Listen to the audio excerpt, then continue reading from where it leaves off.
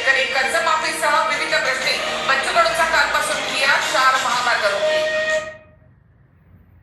माननीय उच्च न्यायालय, माझा तुम्हाला सगळ्यात पहिला प्रश्न आहे. तुम्हाला महामार्ग अडवलेले दिसतात, शेतकरी आंदोलन करतायत ते दिसतात, पण शेतकरी गळ्यामध्ये गळफास घेऊन आत्महत्या करतो ते का नाही दिसत? तेव्हा एवढ्या तत्परतेने तुम्ही का लक्ष देत नाहीत?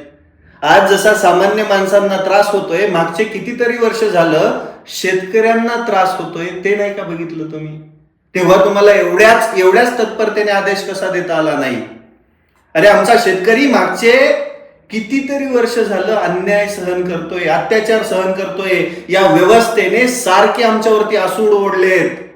आम्हाला ना कधी हमीभाव भेटला, ना कधी सन्मानपूर्वक जीणं भेटला.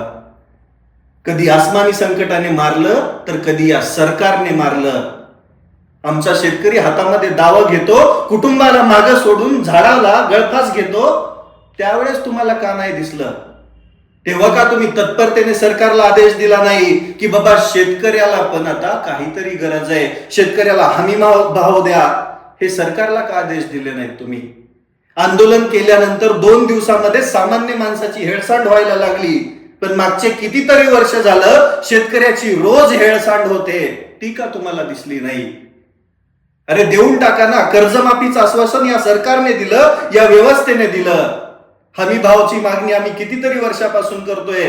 स्वामीनाथन आयोगाने दिलेल्या शिफारसी अजूनपर्यंत लागू झाल्या नाहीत, ते का तुम्हाला दिसलं नाही?